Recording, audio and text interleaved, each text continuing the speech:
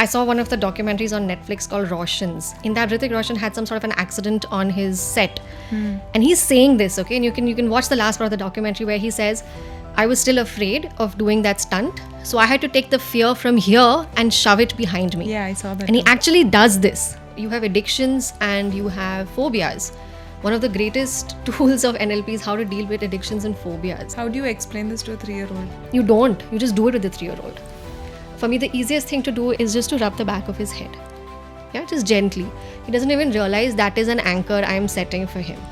He's sitting on my lap, he's sitting right next to me, and we're reading the book, and there's a moment where I just know this is the peak fascination moment. Another tool which is so powerful, and I use it with my 3-year-old son, is a tool called anchoring. NLP might be effective to sort of manage the symptoms there. So you're already on medication, but you still want to be able to sort of deal with everyday anxiety. That's where these tools could be effective. But it's not a replacement for any sort of treatment that takes place.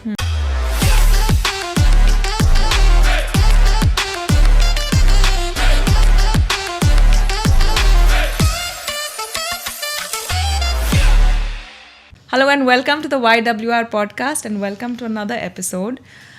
I was reading up about NLP, Neuro-Linguistic Programming, and I was very intrigued about what that is. So today I have an expert in the field of NLP, Sehar Jain.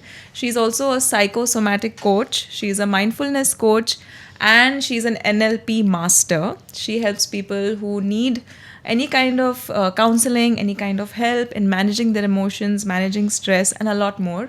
So we'll find out all about NLP and lots more. Welcome, Sehar.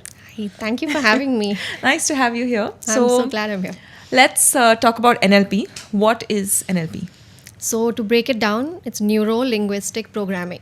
Basically, our brains are like computers, and we have these programs running in our brains. So they manifest as our behaviors and thought patterns. And what NLP suggests is that we can actually reprogram, rewire, retrain our brain to develop habits that are actually useful. Many of our habits, unfortunately, aren't exactly very useful. In fact, they're quite damaging sometimes. And we feel like we have no control over it. So NLP the tools of NLP help us rewire those habits. And so that now we have better behaviors and better thought patterns. Okay.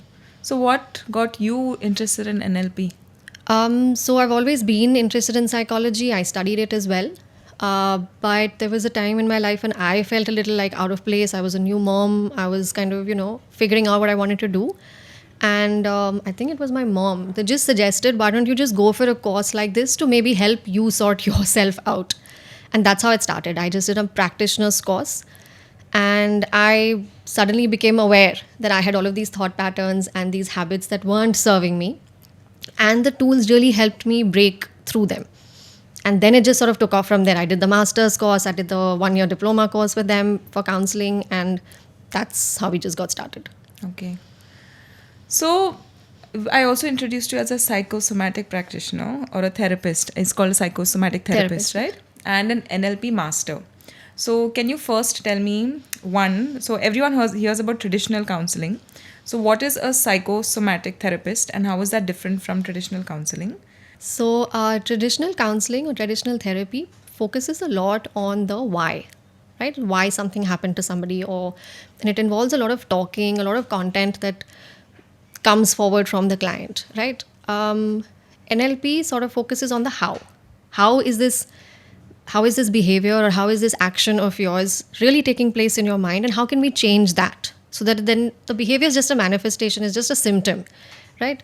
So, and a psychosomatic angle of it that comes in is what I feel and what we've observed over the years is that all our emotions, all our traumas, they are stored somewhere in our body. They sometimes manifest as disease, but not always. But what I try and do is that through the tools, through NLP being one of them, but there are a couple of other tools as well, a breath work being a really large tool as well, to release those emotions in the body. Many a times we feel, it's just stuck. I'm just stuck in my head. It's kind of hard to sort of solve a problem where you've created it, right? And usually the problems are created in our heads. If we use our bodies, if we understand how the mind-body connection is, I have seen in a lot of clients that even things like shoulder pains, lower back pains disappear when we've just dealt with an issue. So really mind and body is connected. So all of my therapy sessions involve talking, of course, involve mental health tools and techniques, but a lot of them involve body movement. So does yoga also come into play? For sure. Oh, yeah. I mean, I'm sure you look at you must be seeing the difference between, of course, yoga can be used for like everyday practice, but someone who has a challenge or an issue, if they start practicing on a regular basis, they just feel better. Yeah. It's not, our bodies and minds are so closely connected, and so many people are disconnected that way. So psychosomatic, you said, uses the body. Yeah. And NLP questions the how and not the why. Right. So these two are two different things, right? In a way, like a lot of NLP tools are somatic tools. They do involve body, they do involve the space around you. I mean, I'll just give you an example, okay? We take in information from our senses, right? How do we store that information in the form of a memory or whatever, right? We have language, obviously. We store something in the form of language. When we recall the memory, we talk about it in language, right? It's in our imagination, for sure, right? Thirdly, it's definitely in our bodies. We remember things through our bodies as well, right? And in the psychogeography, which is your space around you. For example, if you start observing people when they talk, someone will say, hey, yesterday this happened. Okay? You tell them, yesterday or yesterday? They'll say, no. Because suddenly here the situation doesn't make any sense. Okay? Or they'll say, like, I can see this right in front of me. You know, or sometimes we have traumatic experiences that happened years ago, but you've kept them right here. And if you do something as a very simple exercise and you just say, hey, I'm going to take it from here and I'm going to like shift it somewhere here for the time being, suddenly your mind clears up. It actually happens. We store stuff in our space as well. I mean, I saw one of the documentaries on Netflix called Roshans. In that, Hrithik Roshan had some sort of an accident on his set. And he's saying this, okay? And you can watch the last part of the documentary where he says, I was still afraid of doing that stunt. So I had to take the fear from here and shove it behind me. Yeah, I saw that. And he actually does this as an action, right? We store our fears, our traumas, our experiences in the body and in the space right around us. So when we physically move around and clear this space, the trauma inside, the emotions inside also get cleared. Okay. And it's fun to watch. Yeah, it's crazy. Yeah. So if I had to come in for an NLP session, how does a session usually work? Whatever issue I may have, how do you break down the session, or what happens during the session? Because I know that when somebody comes for counseling, say they may sit on a very comfortable couch and the therapist is sitting somewhere and they're having a conversation and talking and just pouring the heart out. But how does your session work? So of course there's talking. Of course the first part of it is to understand how the other person, what the issue is. But usually what I'm looking for are, I'm looking at the body. I'm looking at how they're speaking, not just what they're saying. Because I am looking at these patterns. I'm looking for observable behavior and then questioning that. Most of my session involves a lot of questions, simply because I feel like the client is always aware of, one, what the issue is, and two, what they need to do about it. Right? Almost always. We always know what the problem is and what the solution is. Sometimes but we're just not doing something about it. Either we're not doing something about it, or we're not completely clear on how to do it. Right? Sometimes we're just stuck in our own situations so much that it's hard for us to step out of it and see. And in fact, one of the greatest tools of NLP is how to step out. So we actually do step out of the situation and observe it like a third person. And, if you had somebody else in that situation, what kind of advice would you give them? And when you do that, when you step out of the problem, you find solutions. Again, you can't find the solution in the same place that you've created the problem. Yeah. So a lot of the times, I'm not just looking at what the client is saying or what the issue is. I'm also looking at how they're saying these things. What are the words they're repeatedly using? What is their body language like? Where are their eyes? Where are they moving? Where are they storing this information, and how have they stored this information? Because then we can change it. We can either change the place that it's been stored or in the pattern in which it's been stored. Okay. And then we, of course, have a bunch of tools to sort of help and decide. And I mostly try and wind up the issue in about 1 or 2 sessions at most. I don't feel the need to have to go on for multiple sessions. So like most people get counseling, they go regularly to their therapist, say once a month or once in 2 weeks. and if I had to seek help with NLP, I wouldn't need to come on a regular No, basis? it would be a 1 or 2 session thing. Okay. I mean, I'm not discounting the value of something that takes place No, long of term. course. Yeah. And in some cases, maybe it is necessary. And it could also be like a follow up session. But the idea is once you've understood the tool and you understand how your brain works, you know what to do the next time you're in the same situation. Something else comes up and you require to go to your therapist for some other issue, that's fine. But at least you're not repeating the same issue or the same problem again. So NLP, Neuro-Linguistic Programming, can you break this? Like, it sounds very complex and it sounds like, oh, so cool, like such a cool thing. But is it something that is so different? What, like, neuro has something to do with the brain. Linguistic, again, is language, programming. So how does this tie into what NLP actually is? So it is a tool. NLP is a set of tools, right? So for example, and these are tools to like understand your brain better. These are tools to understand how, like I said, how we store information. Where is our confidence really coming from? Or the lack of it for that matter. What are the kind of beliefs we have in some cases which could be very limiting? You know, like I'm not good enough to do this, or I can never lose weight, or, you know, like these are limiting beliefs that you have and you carry with you. NLP tools help go through that. You have addictions and you have phobias. One of the greatest tools of NLP is how to deal with addictions and phobias. And when we're looking at, so this is a set of tools that is not just limited to therapy. A teacher could do an NLP course and learn these tools, and she would be better at dealing with her students. An HR head could, you know, sort of take up this course and learn these tools and deal with his employees better. A mom could learn these tools and just help build confidence in their child, or help them deal with big emotions in a better way, or physical pain, aches and pains. So these are just very generic tools, set of tools. Okay. They're not limited to therapy. In fact, it'd be very unfortunate if it was limited only to therapy. So it's not, so then a misconception would be that it is only for somebody who's a counselor or a Right, therapist. it's not. An athlete could use these tools. An actor could use these tools. Okay, so how do you learn NLP? Where did NLP come from first? So it was started by these two people, Richard Bandler and John Grinder, and they were basically observing great psychologists like Virginia Satir and Milton Erickson and Gregory Bateson, and the psychologists before them that we've heard of, right? So, and they found patterns. NLP is all about patterns and language. The importance of how we say something and how our brain actually listens to every word we say, and it believes it.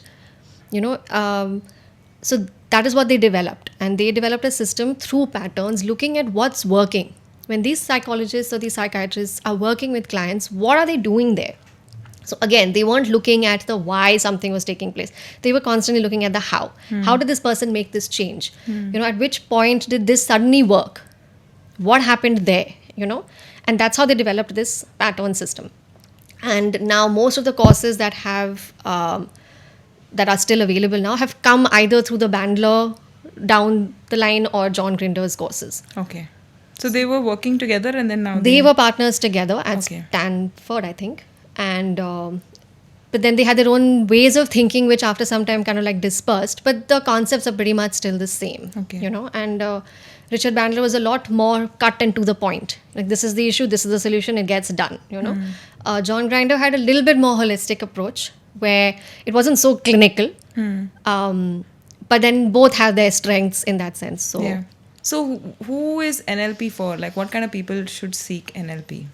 So, one who's looking for a faster means of finding a solution.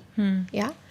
And anyone, like we have a lot of people who come with like anxiety disorders or stress related disorders or physical pains that have like no, like the doctors aren't able to diagnose the reason for aches and pains and stuff, or chronic pain for a long time that just doesn't seem to go, and no amount of medication or medical treatment has helped, you know, things like that. Like I said, phobia, addictions, even building confidence, setting goals, and actually going ahead and achieving those goals, even in those areas. So you don't need to necessarily have a certain condition if you have to seek NLP. No. So in fact, so NLP is not for neurological or pathological conditions. For that, you've got to go to a clinical psychologist, you've got to go to a medical practitioner. NLP will not be effective there as a treatment.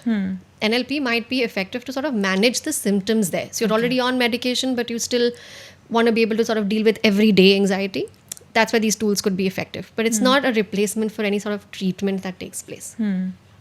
So then somebody who's, say if I have chronic depression and I'm going and getting counseling or therapy, I can also use the tools. Yes. I can use the tools that NLP gives me Yes. to manage my Yes. symptoms. Yes. That's Along what with the you're saying. medication, along with whatever treatment you're going through with your clinical psychologist, you could use NLP tools as well. Okay. Do you have any stories of clients, without naming anybody, of course, anything that that you think that NLP has really helped them overcome something or break some barriers? So I used to have a terrible fear of lizards. Like horrible. Like I couldn't be in the same room as them. Okay. And one of the first aha moments for me was when I overcame that fear. Like I won't go and touch them or pet them. That's not where I've reached, and I don't intend on. But at least I can be in the same room without freaking out completely. I can even sleep in the same room as lizards now, which was not at all possible before. And I've lived with that fear for like 90% of my life, And lizards are so common, unfortunately, more than I would have liked, So, and somehow they'd find me, that's hard. But that's one thing that I know I have worked on. And similarly, phobias of other people, like people who have fear of spiders, or there was somebody who had a fear of heights. And the purpose for them is they didn't necessarily want to go bungee jumping. But if they were out on the balcony, they wanted to be able to enjoy the view without freaking out or without, not being able to go to the edge. So that's definitely something that I've seen works. Chronic pain, back pain, shoulder pain, slip disc pain, for people who've had that pain for like 7, 8, 10 years, and they're on painkillers, they're on steroids for that. Realizing that it is some sort of issue that they have kept with them, being able to connect with their body as to what is that pain trying to tell you, and then being able to resolve that in about 2 sessions. Sometimes you feel silly for having carried something like that for so long, which is why people find it a little hard to believe that it's even possible. Even after it's happened, you want to feel like, hey, it couldn't have been that easy, right? Yeah. But it is. Our bodies are flexible. Our minds and brains are elastic. We can change that if we choose to. Yeah, there's a saying in yoga that says a flexible body is equal to a flexible mind. I don't know if people believe in it, but... And the other way around as well, I guess. Yeah. So you spoke about fears. You spoke about chronic pain, body pain. My dad had chronic kidney disease and he needed to go get dialysis and all of that. So do you think it also helps people with these kind of very serious chronic conditions? So what would have been like the emotional impact of that, right? So of course he's on medication for a physical challenge that takes place, but that takes a toll on your mind as well and on your emotional state as well. Yeah. So being able to manage that, yes, NLP can help in sort of, say, reframing how we look at that disease. Are we looking at it as a problem or as an inconvenience versus looking at it as a challenge that's manageable, or turning it around as a lesson that you want to learn? That's a shift that we can make, and somehow then the approach to the disease gets better.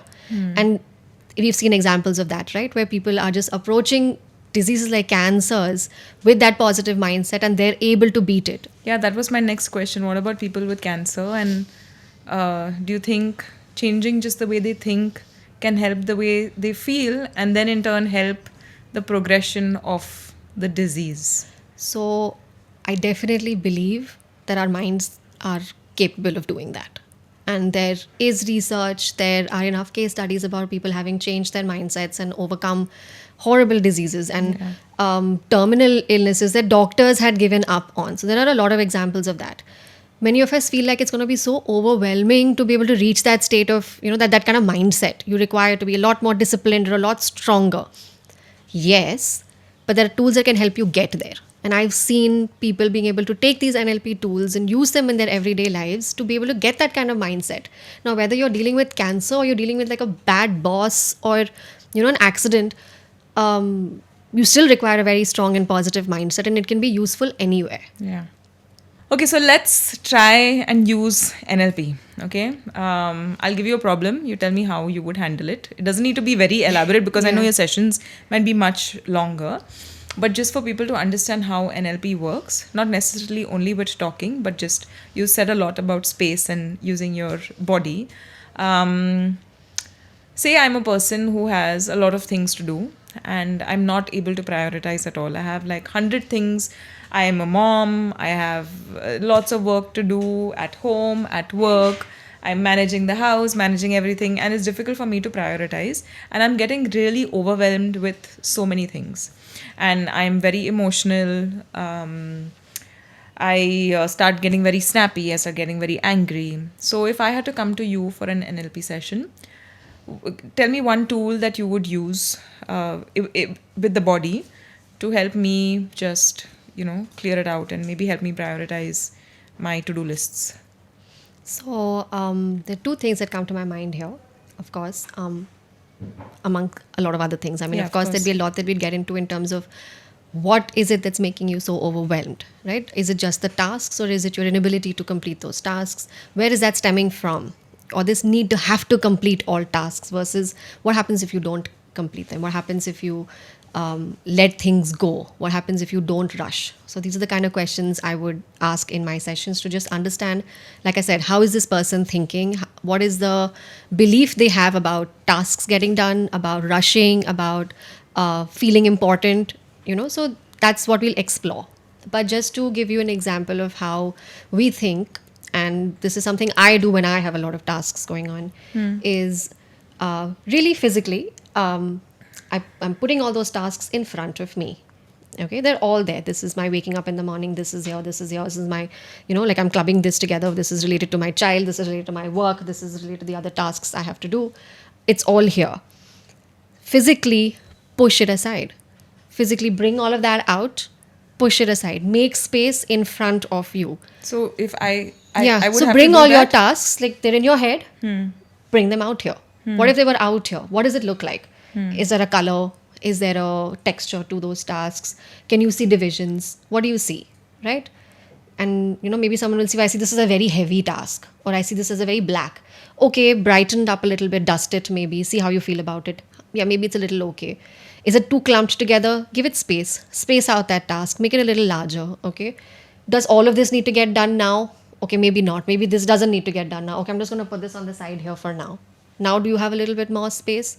Okay, now space it out. Now, what does it look like? And more importantly, now what does it feel like? Does it feel a little easier? Does it feel you can breathe a little bit better? There's a saying, I mean, a lot of it, I don't know if it is just a saying that my coach, Anil Thomas, uses, but you know how we say things like everything's in your head? He says, no, everything's in your breath. How are you breathing when you look at a situation like that? And can you change that? So now when I'm looking at this, is my breathing different? So am I breathing more calmly or not? Then, okay, then do I need a little bit more space? Do I need to magnify this task and then look at it a little bit more clearly? Do I need to make it much smaller and say this is not that important and like push it aside? And play around with this space. And we'll experiment that with somebody who comes. And it's not just this task, it's any kind of situations or experiences to sort of make that space in front of you and very often get it out of your head. Because when you're just looking at it inside your head, it's not making any sense to you. The minute it's out there, you can sort of look at it a lot more peacefully in your own time, in your own way. And that's very helpful as well. Another tool which is so powerful, and I use it with my 3-year-old son, is a tool called anchoring.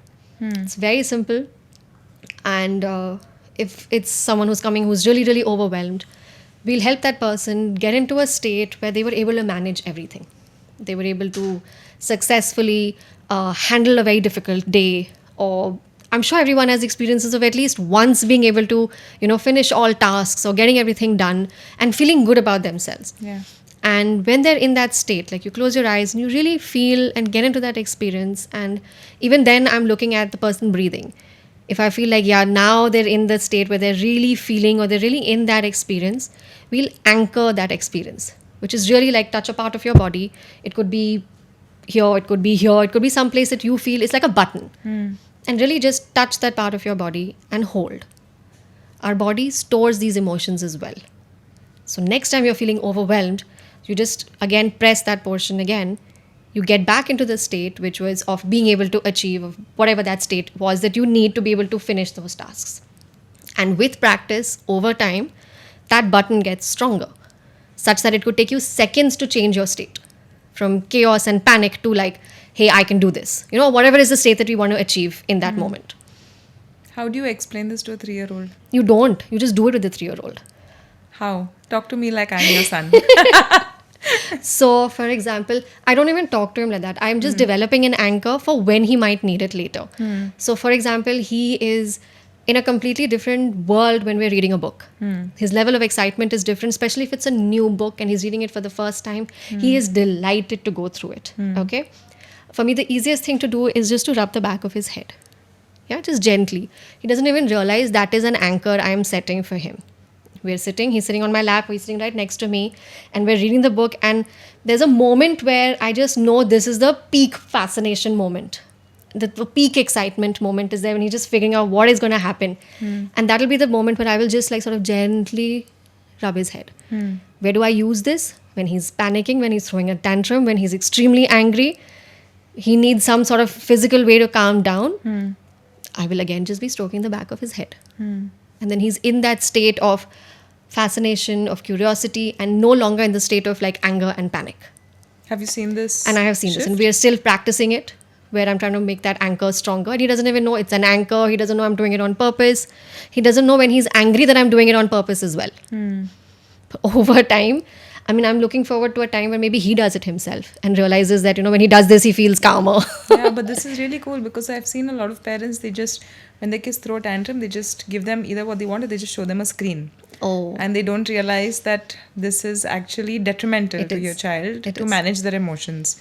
So this is an interesting way of managing your child's emotion where you're not directly, but you're subtly doing something, right? Right now he's a little over 3, so he's able to communicate. So what we also use is a tool called reframing with him, where he'll come with some sort of a pain or he'll come with something, I'm not feeling good. Yeah.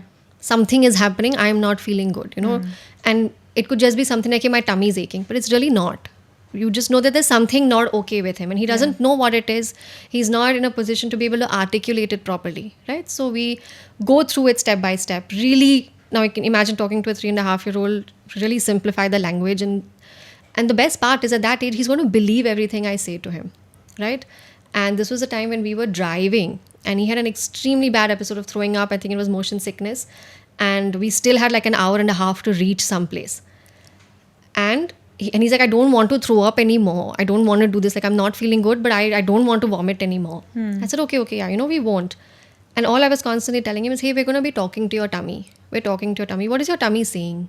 What is it saying? What does it want to say? Why is it vomiting so much? Like, I'm not liking this. Like, okay, but it's okay. We have to use this drive to be able to get there. What can we do? What does the tummy want to be able to? Can you just do this? It is feeling better. Okay.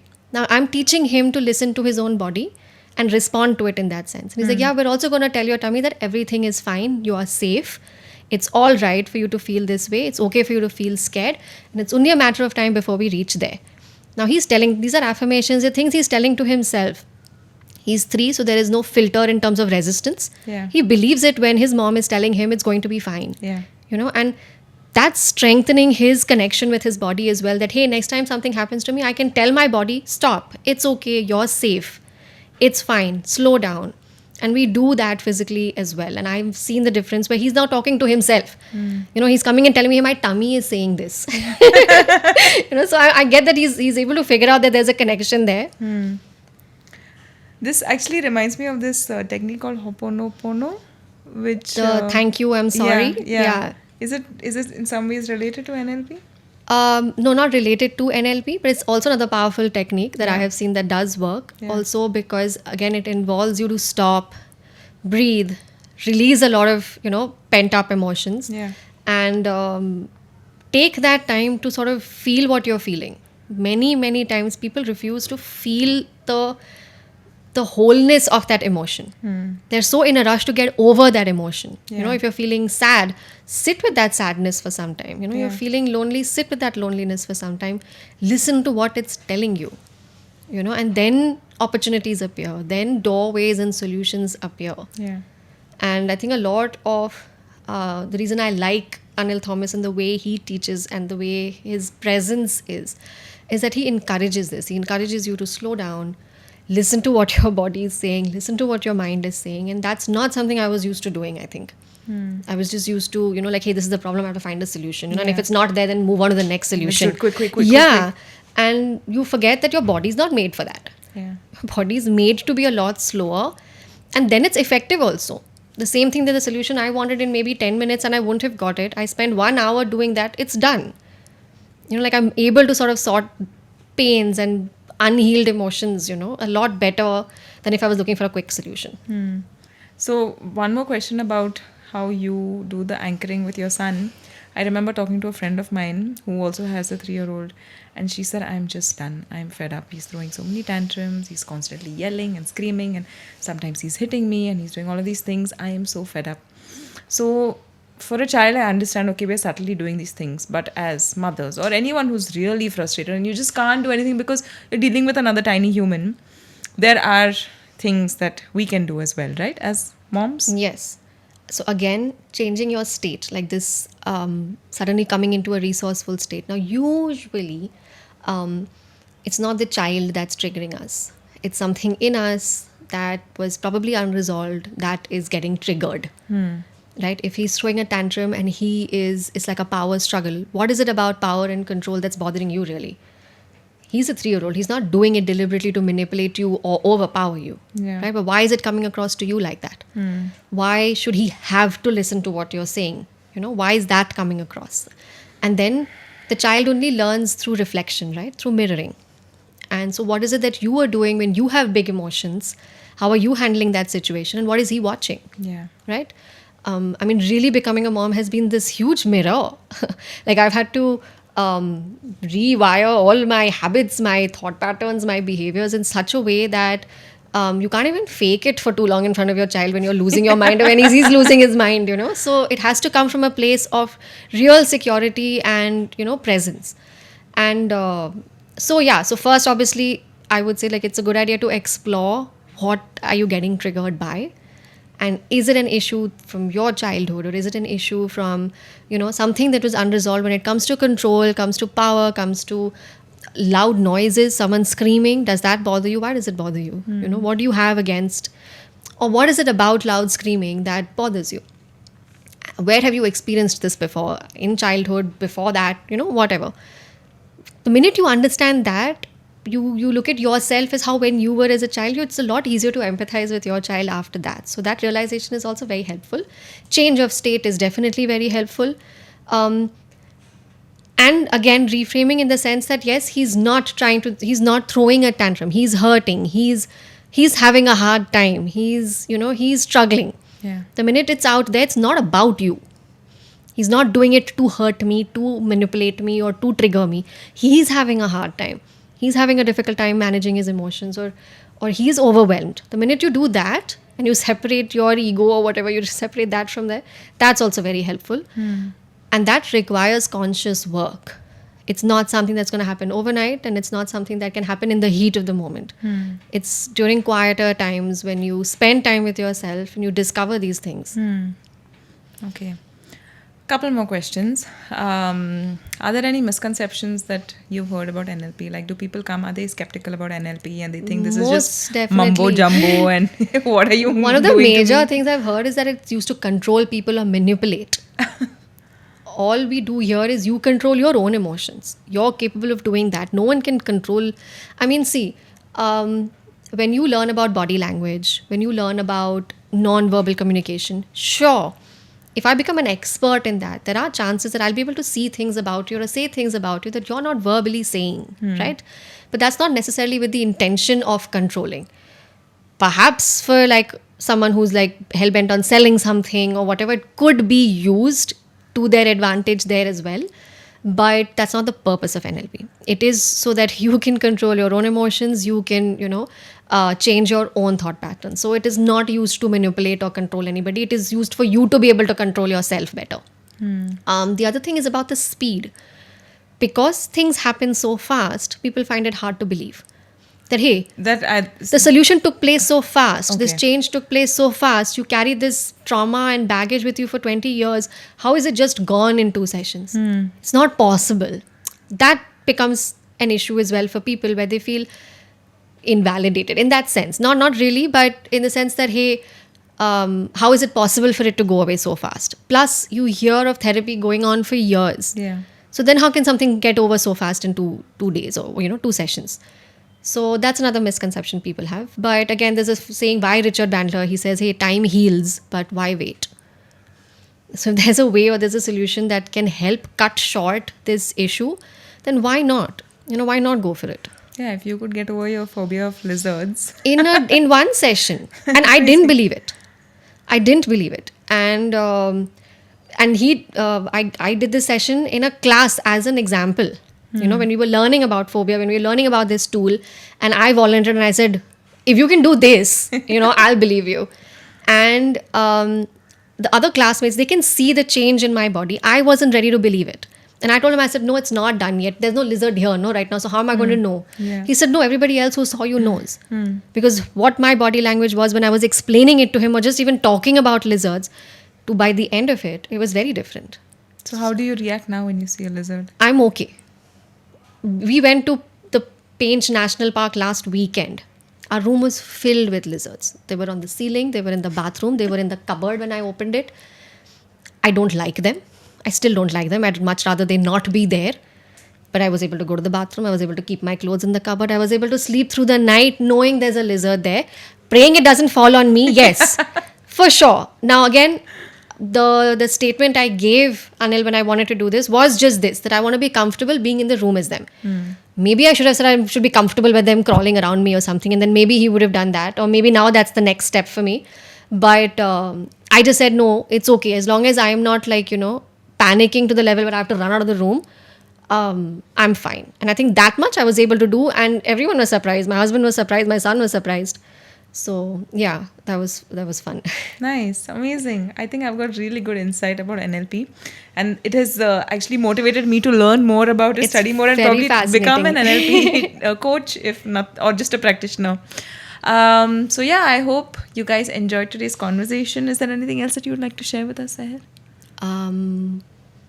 If someone's a little skeptical to try it out, all I can say is, hey, you can always rewire your brain back to your old patterns, right? I mean, there's no harm in checking out Yeah. something that could possibly work Yeah. and find some solution for that. I think always there's a blockage if there is some kind of alternative healing. Yeah. Like I know that people look down upon Reiki sometimes, Ho'oponopono, NLP. I don't know. I feel like NLP is relatively new compared to Possibly. a lot of the other alternative I mean, it's been there since the approaches. 70s, honestly, but maybe people are becoming aware of it now. Now, yeah. So much more, and the terminologies and the exposure to it is a lot more now. But I feel like the effectiveness for anything, it is all in our head, no? Yeah. The problems, the traumas, the situations maybe have taken place long time in the past. Nothing's Yeah. taking place in the present. So everything is in your head. So find solutions in your head, no? Yeah.